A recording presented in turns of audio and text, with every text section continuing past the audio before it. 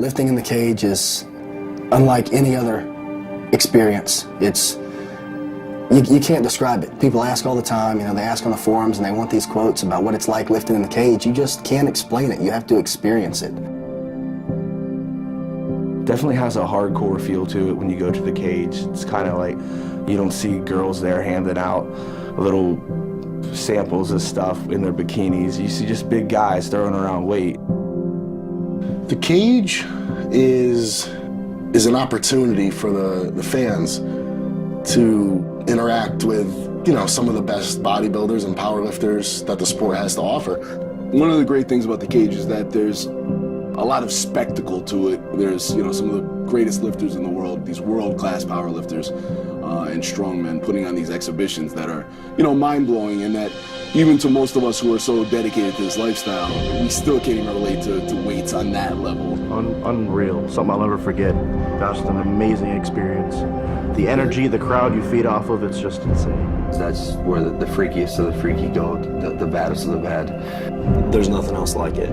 Everybody gets behind each other, from professional athletes to your average Joes from the forum, your weekend warriors that come together and enjoy the brand and enjoy the atmosphere. To the fan, they're going to be wild no matter what. But to someone who's really looking at it, it's still equally impressive. These guys are just literal animals. I have wanted to squat in the cage for probably about 4 years, as long as I've been a power lifter. I'd seen videos of it on YouTube, and the impression that I got is that that's just where the best of the best and the freakiest of the freaky go. And I said, even back then, about 3 or 4 years ago, that I'm gonna squat in the cage someday.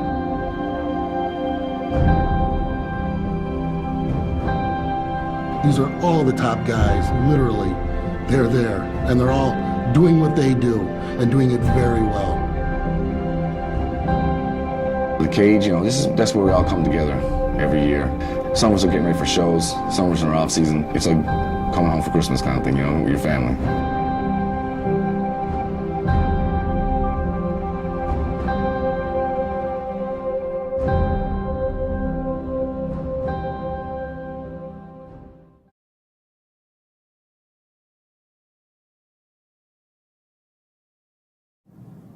The cage is probably one of the biggest attractions at the Arnold Classic. It's definitely a booth that sets itself apart from everything else. When you first come into the Arnold Classic, you'll see the big animal banners hanging. I've always noticed that. The cage definitely, with the fencing, separates it from any of the booths. When you look at a lot of the other booths and you see lines, people lined up, and maybe you got a guy there sitting there signing stuff. By the very nature of it, you got a whole line of people. So someone steps up, you got to sign the thing for them, give it to them, and send them on their way. And it's kind of has a very impersonal feel to it. It's kind of like, okay, get in line, next. Everybody comes up to me. I take time to take a picture or sign something, or just even talk for 5 minutes. The fans make us who we are. And I think it's pretty, amazing that even just one person out there would want you to shake your hand to say, you look great, or great job what you did. We kind of take a realistic approach to the sport in a certain way. 99.5% of the population, Mr. Olympia could walk past him in the supermarket. They would have no idea who he was. When we're out here at the Arnold, that's flipped on its head. And there is a cult of celebrity involved in our industry to a certain extent, where all these people here are so into the sport, who are insiders, see these guys who are in the magazines or whatever, and they're kind of put on a pedestal where, some guys are whisked in with security. There's lines for their autographs that wrap around, their booth and down the aisle. There's something kind of presumptuous and standoffish about that sort of thing, like Michael Jackson, Michael Jordan, Elvis, those are celebrities, right? Like, we're just guys who lift weights. When you walk into the cage and you hear Vinny Galani's voice over the mic, it's just literally, it's chills down my spine. Like I said, I've been to a lot of cage events over the last couple of years, and that's something that never goes away. You're always nervous, you're always anxious as you're walking into the expo center and you see the animal banners hanging over the middle of the expo. And the closer you get, the louder the music gets. And and it's unreal.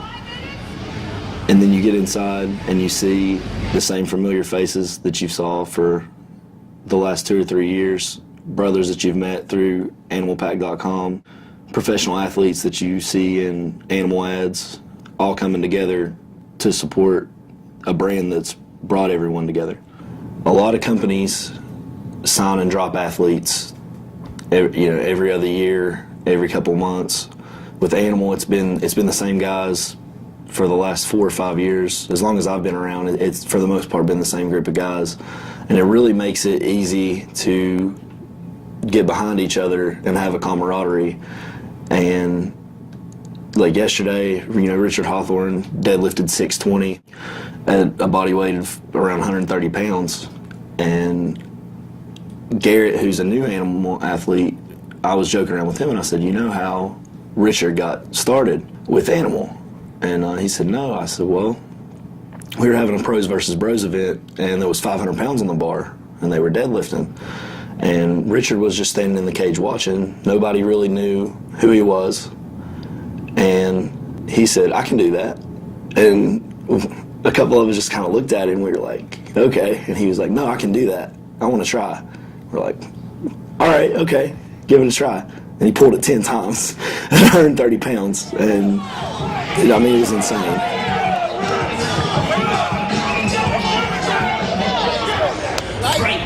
So fucking frightening, enough to drive a man insane. I need a I'm standing on a field full of lambs.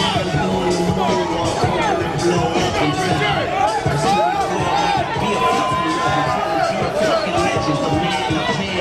to see him, walk in the cage and nobody really knew who he was and do something so crazy. And then over the course of the last 2 or 3 years, he has his own event that is so hyped, and there's so many people just standing 10 and 15 people deep in the aisles just to watch him deadlift. To be able to stand behind him and cheer him on and get him pumped up and rack and unrack his weights, things like that are just crazy.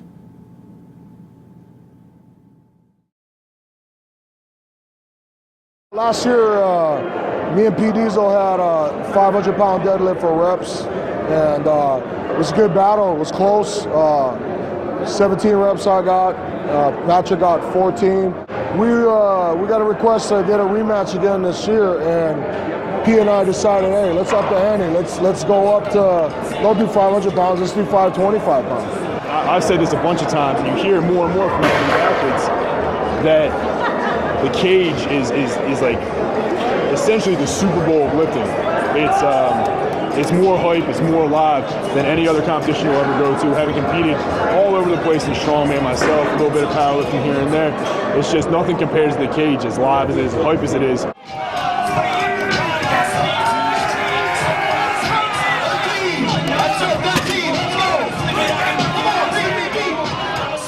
With all these people around you, literally right on top of you, it's kind of hard to slow yourself down sometimes because it's so exciting.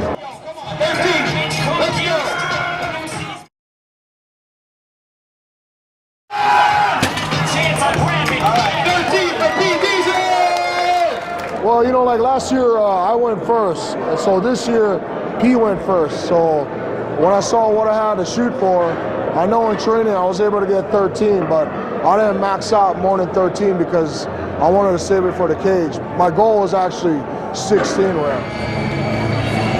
Up next from the West Coast, Ego Monster. Last year, 17 reps with 500.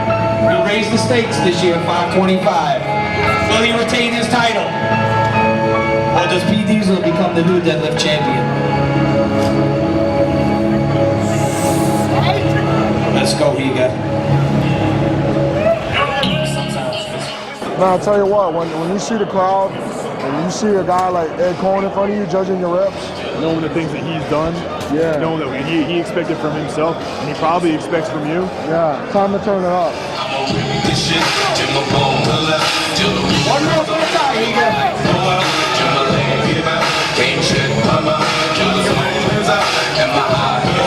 We got a top so far. One more for the win. when you real, when you speak, people are feeling your shit. This is your moment. Every single one of these niggas in the league. Wonder Wicked, you ain't never ain't done yet. I can say all kinds of things about it. I went over again and again in my head. There's about 10 things I did wrong. I didn't show up. And Grant, in his experience, I can't beat the experience that Grant has. He's a fantastic lifter. He's strong as hell. He's versatile as hell. His endurance is through the roof. I'm blown away by this guy. I really am. I really am. And the things that I didn't do well and I lost a rep, Grant did perfect. His first rep and his 18th rep were exactly the same. And that's where he capitalized. That's where I did not.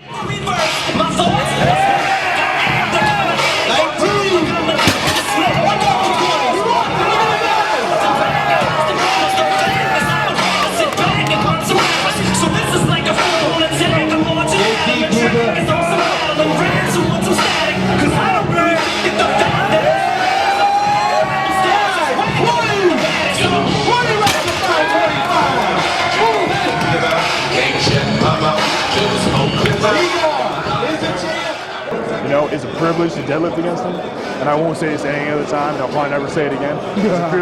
It's a privilege to deadlift against him.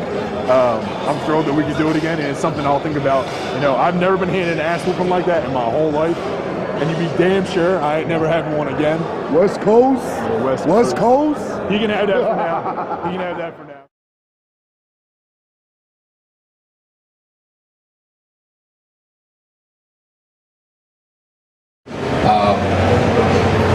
You know, it's not complicated. A lot of people try to think training arms is complicated. It's really not. I keep it pretty simple. Yeah, everybody wants to be jacked. Everybody wants to be strong. Everybody wants the ladies pulling on their shirt as they go by, right? What they don't realize is that what goes into that, even those guys on that elite level, is, you know, just rigorous training every day, all the time. When you look at yourself and you say, okay, well, I look at this, but I can be better. There can be more. I can do more. That in itself, to me, is motivating. I mean, if I knew right now, okay, you're the best you're ever going to be, you will never accomplish anything more, you will never be better than you are right now. I mean, that's like a death sentence. You know, at least to a bodybuilder, at least to me. It's almost imperceptible. It's imperceivable what you do from day to day as far as how much you're progressing. You can't you can't train one day, look in the mirror the next day and be like, oh my God, you know, my physique is completely different now, or I'm so much stronger now. So you almost don't notice from day to day the progress you're making. But in that consistency over time, it starts to add up. And that consistency starts to add up. And, you know, days become weeks, weeks become months, months become years. And over that time, you're progressing and it starts to really add up. And these small things that seem to be so little, so meaningless day to day, over time really add up to something great. That lesson that the weights teaches relates to every aspect of our lives.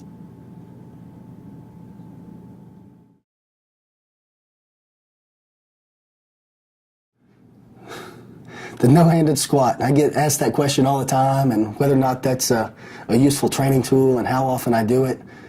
It's not a training tool. I was flipping through the internet one day watching YouTube videos, and I saw a picture of, or a video of Misha Kuklayev, the Russian strongman, who's, I think, is probably the best strength athlete of all time. And I came across his video of him one day giving a strength exhibition. He did something crazy like a 400-pound snatch and a 500-pound clean and jerk, and then just decided he's gonna do a squat, and he backs it out. I think it was 660 pounds, and he walks it out, and you think he's gonna squat. Next thing you know, he lets go of the bar. And I was like, what is this guy doing? He puts his hands out and he squats down and just flies up off his back and throws the bar off his back and got a big smile on his face, and the crowd roars, and I was like, wow, that's impressive. And I thought that'd be great to try at the Arnold. You think back to some of the old-time strongmen, the circus dumbbells that they used to lift, and Paul Anderson with the hip lift and some of the strange stuff that he used to do. And sometimes it's just cool to see a circus trick. I figured I was either going to put on a big show and give a big number and everybody's going to enjoy it, or I was going to get hurt, and that's always kind of fun to watch too. So, you know, I figured, what the hell, I'll give it a shot. Here we go. Let's go to line, folks.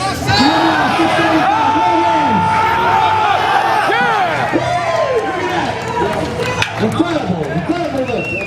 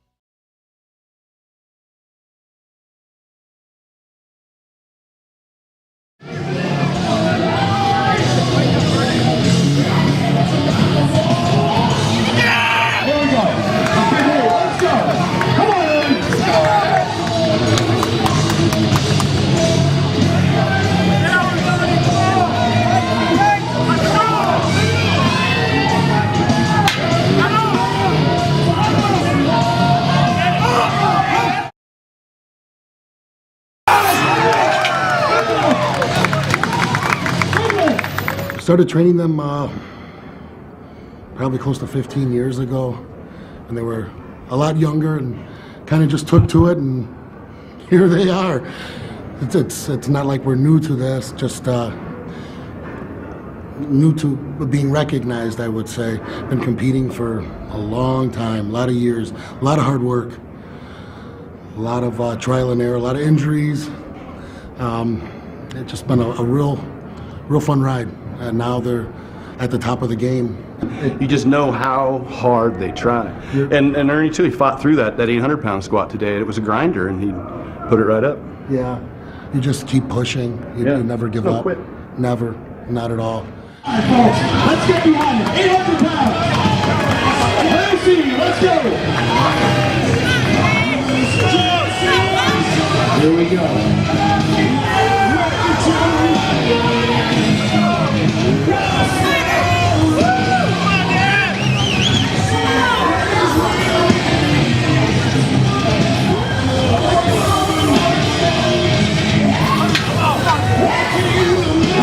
Let's go. Come on, folks. 2 more. Let's go.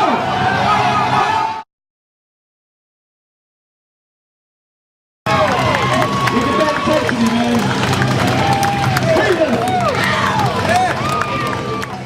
I didn't see it happen. I came up and squat right after him. I grabbed the bar and I looked down and there's blood all over the floor. I'm like, oh shit. And then I come back, it's all over your shirt and everything. Those things happen. Yeah. Well, this is starting from, I guess, last November for Eric and Stan going head-to-head in the pursuit of the #1 spot at the 275 class. Come on, fans.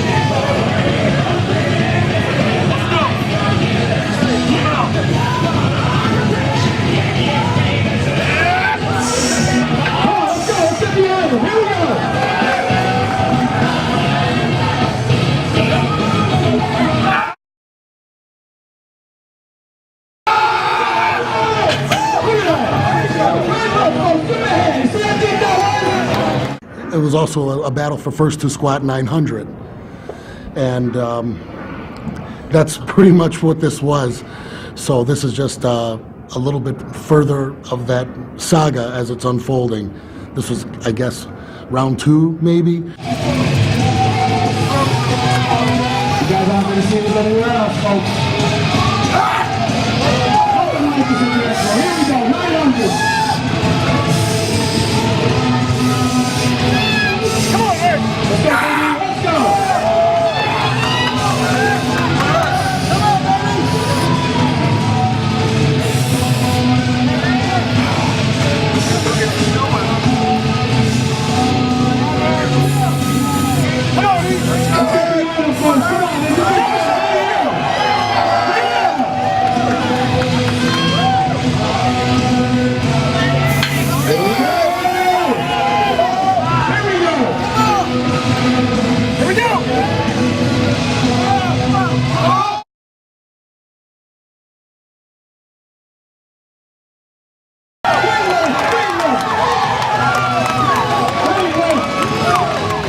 The first one to get in a meet, obviously, is where it will count, and they're obviously both more than ready for this.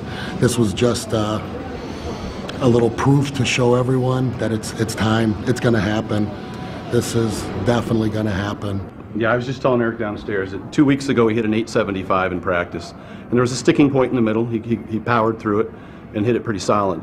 You watch this one, there's no sticking point. From bottom to top, he went all the way up. And what's even more special about that is that what you'll notice in the video if you watch closely is the whip in that bar was extraordinary, and that's atypical. In a meet, usually you're using a bar that has much less whip, you're using weights that are closer to the center, and so you don't get a whole lot of shaking. You notice just as Eric unracks the bar, you see him stabilizing in his midsection and core, back and forth, because he's trying to slow that bar down because the thing's just whipping like crazy. It was. And he finally gets control of the thing, takes a big breath, drops down into the bottom, and of course when he hits the hole, the thing starts all over again, doing this. But he came up right out of the thing, so it was even more extraordinary to watch. And I've been following Eric and watching his videos over and over again to learn good technique for at least a couple years now, because they're just perfect with their form. You watch it, it's just a clinic to see. Deadlifting, benching, squatting. Everything they do has always been based on perfect technique. That's the way Ernie raised them and taught them, and that's the way they become so successful.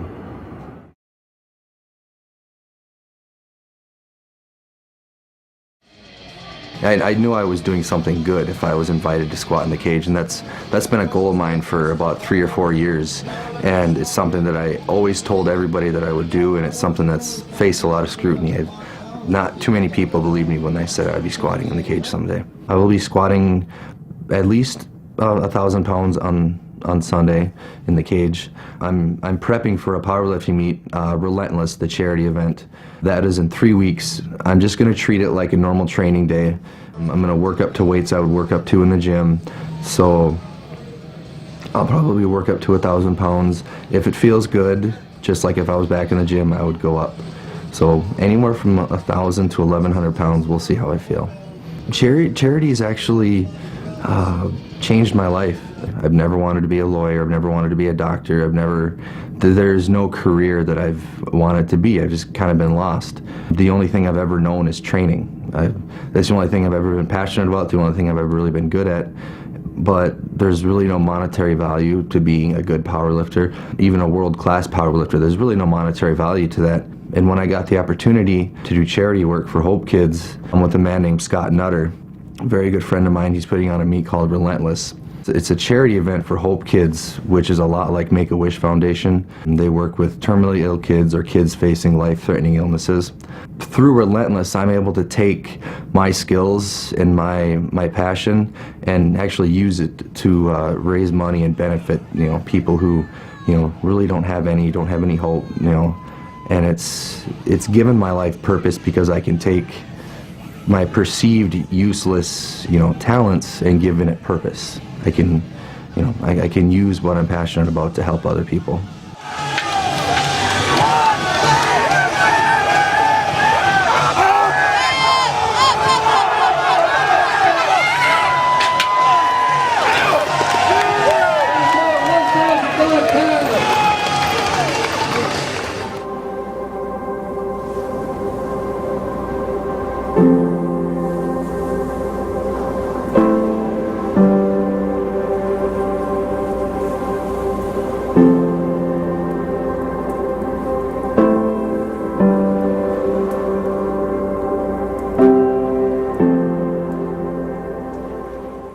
I found the people who are associated with Animal actually live the lifestyle that they portray on the outside. They're very dedicated, humble people. There's very little ego in the cage, which was a very pleasant surprise to me. Well, Universal, one of the best things about them is they take a lot of care in choosing who they bring on board. So, you could be one of the best in the sport, and if you have a bad reputation or they hear something about you that they don't like, this guy's not nice to his fans, or this guy's a bad attitude, or he's not approachable, or he's not the kind of person we want associated with our company, they're not gonna bring him on. It's definitely different because we kind of have a brotherhood. I mean, everybody in the cage that you see here at the Arnold comes together. We meet every year. We all come from different aspects of life. We have powerlifters, we have bodybuilders, we have just everyday Joe lifters that come out, and we all can meet together and come for a common thing, just to meet and to talk about training, talk about what we love. Any animal athlete can tell you that obviously they love the sport of bodybuilding, but more they just love the training of it.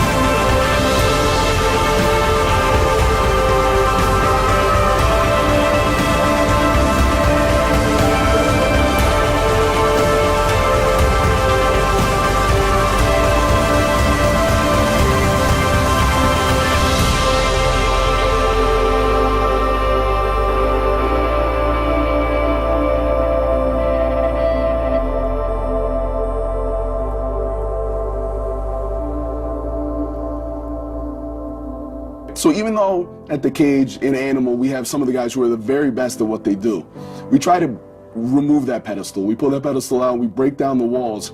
One of the reasons that that's possible is because we choose certain kinds of guys to be involved in what we do. Their excellence, their achievement in the sport, their winning contests or whatever isn't the most important thing always. A lot of the time it's about, do you carry yourself with honor and dignity? Are you a good person? Are you good with people?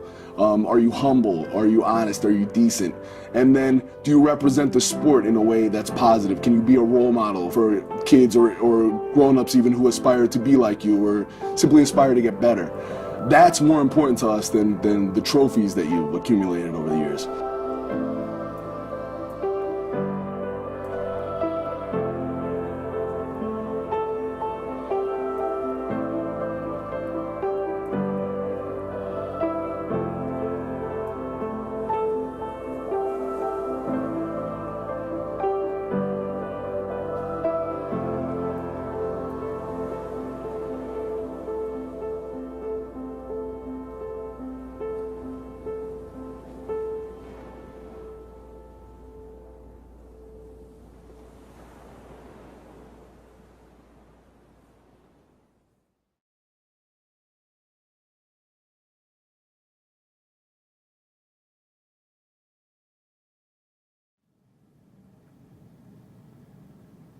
Stay true to what motivates you. You know what I mean?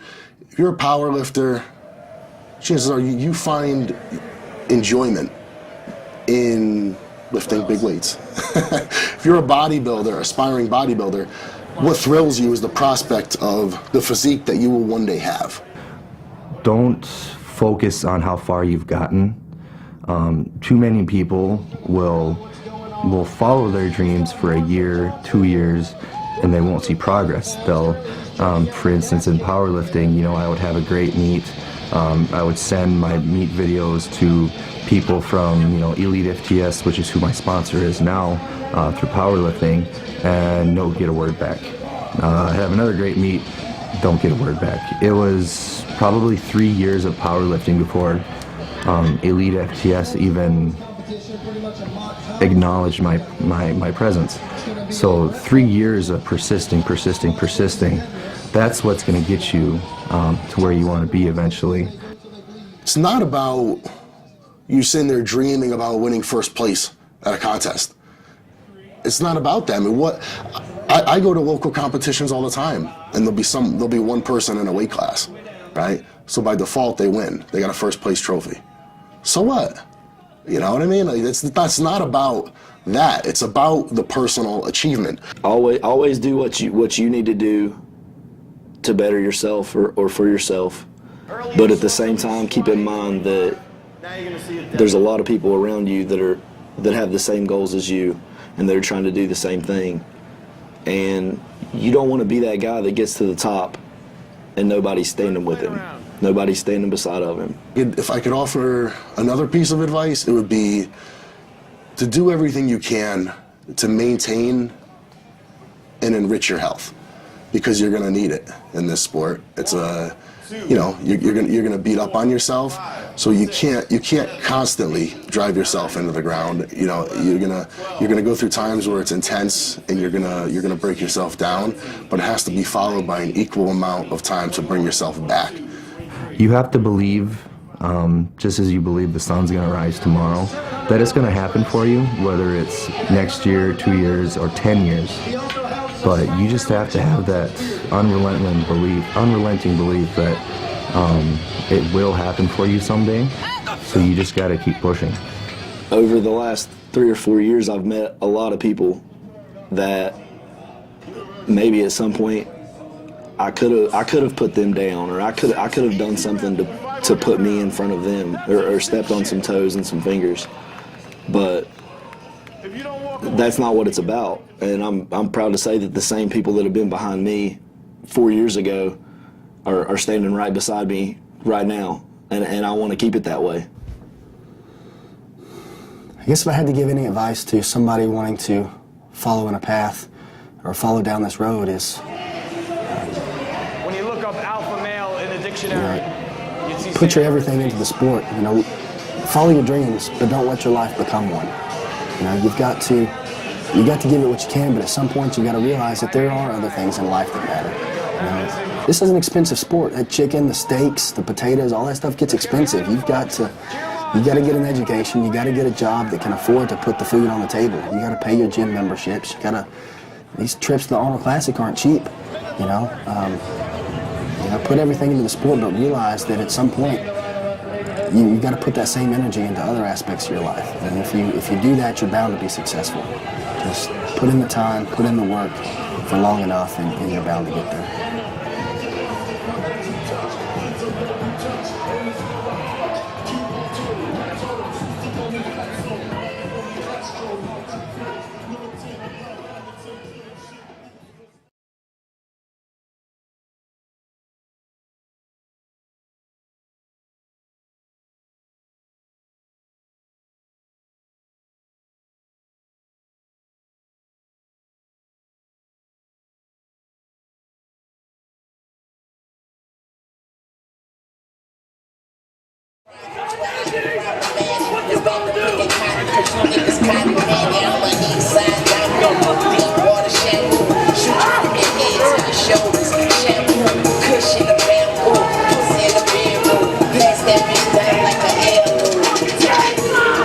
I know you want a training partner like that. That's intense. Here we go. Make some noise. 550 pounds.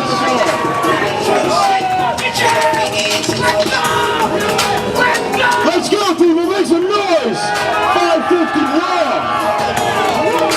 Come on. Here we go now. Drive it up. Drive it up. Drive it up. Drive it up. Easy. Oh, yeah. Let's give it up for Big G in the house, 550 pounds. Put your hands together, make some noise, please, come on.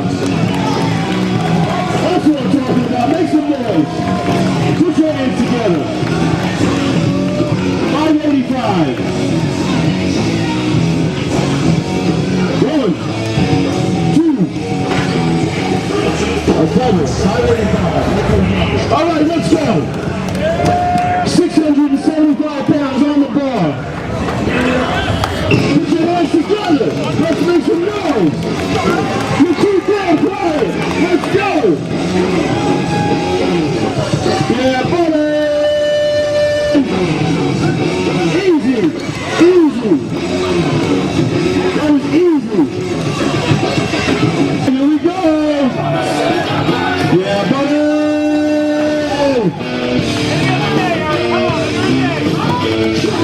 Lightweight. Let's turn it up, man. Make some noise. I can't hear you. Here we go.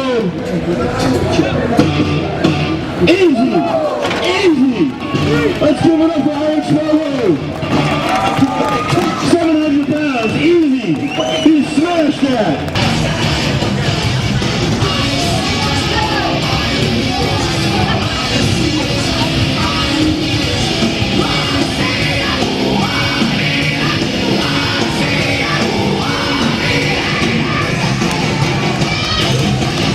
Folks, let's get behind it. This is an incredible lift. 19 years old, 775 raw. Here we go, Jesse. Let's go.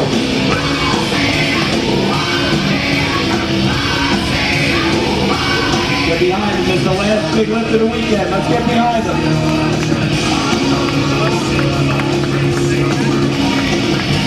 Come on, Jesse.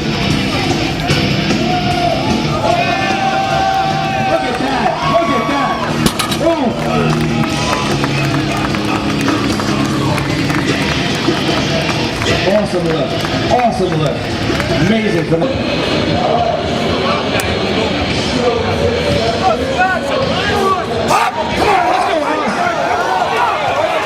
folks, get behind him here.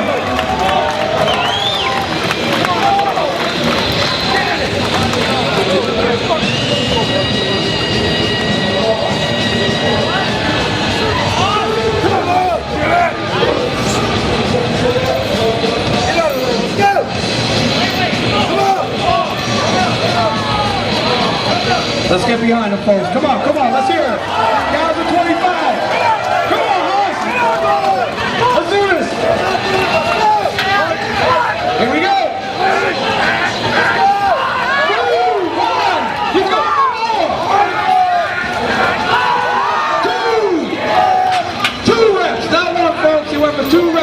2025, which would crush most people. Anything else is clean. Let's go, baby. Walk me out like a boss. Come on. Get up. 1, 2, 3.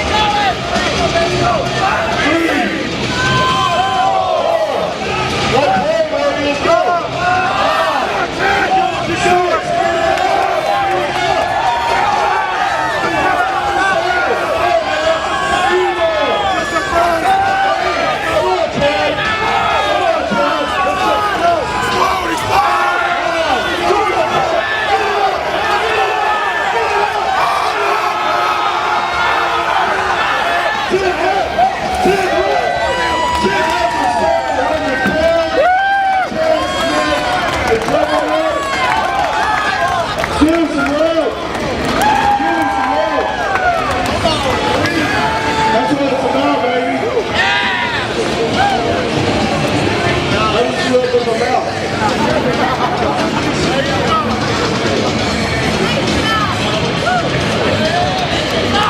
Here you go, it's the big man himself, the juggernaut.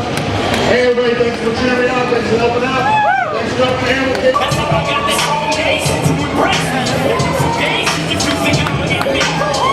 Here we go, folks. Let's get behind them. This will be a personal record for him right here. 755.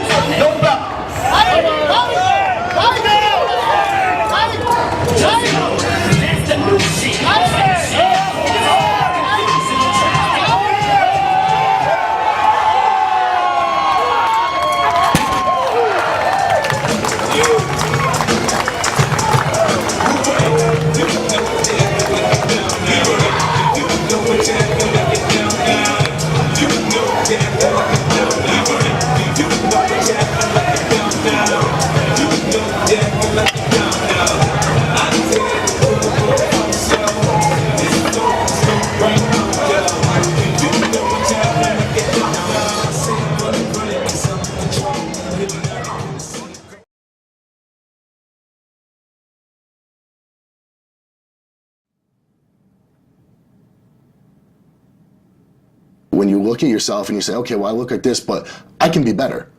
There can be more. I can do more. Yeah, I was a skinny kid, got picked on, you know, the classic story, beat up every day. As soon as I started working out, that all just changed, you know, a couple of years. And I just realized that this is something I'm good at, you know, and it's kind of addictive because like I see my body changing so fast, getting stronger, getting bigger, and getting better shape. And, you know, I just loved it. I gotta be honest, I'm not so much motivated by the fact by the thought of winning, the prospect of winning. You know, people say, well, you could be the next Mr. Olympia. You know, you could be this or you could be that. That doesn't motivate me. I was never motivated by the thought of becoming a pro bodybuilder. It was always, okay, the next contest, I want to see how much better I can look. How much can I accomplish in the gym so when I get on stage, it's going to shine through. It stayed the same, and that's always what's getting me to the next show or to the next level or to the next stage. First and foremost, what motivates me is the ability to be able to better myself. The way that Animal's given so much to me over the last few years through bodybuilding and through the community and the family atmosphere and the brotherhood, I want to be able to pay that forward. I want to be able to give that back. And Animal has also given me an outlet to be able to do that through the cage and through the forum. A lot of people have motivated me. I hope to one day be able to motivate other people. You know, I probably just in large part how my folks raised me. Come from like a working class place. My folks were both educated people, but you know, I always kind of strive for more in my life. Where I grew up, kind of surrounded by like the casinos, and everybody who lives in that area kind of powers that machine. The working class folks who work, who keep that going. And that wasn't really me. I worked as a bouncer for like 4 years, my senior year of college, and like 3 years afterwards. It's where I met my fiance. It's where my bodybuilding stuff kind of came in handy from time to time. But you know, I knew that there were more opportunities out there for me. Often it takes going the extra mile and going outside of your comfort zone and putting yourself in a situation where things are difficult and you're really challenged, I think, to be able to find your destiny and to get on the road that's going to lead you to where you ultimately need to be. And a lot of us, you know, for very obvious reasons, hesitate to take those chances because, you know, you're kind of hanging precariously on the brink of oblivion if things don't exactly work out. So far, my attitude on things is that, you know, you try to just not take things for granted, and you try to exploit every opportunity that comes your way, and you realize that in some way, shape, or form, all things are related.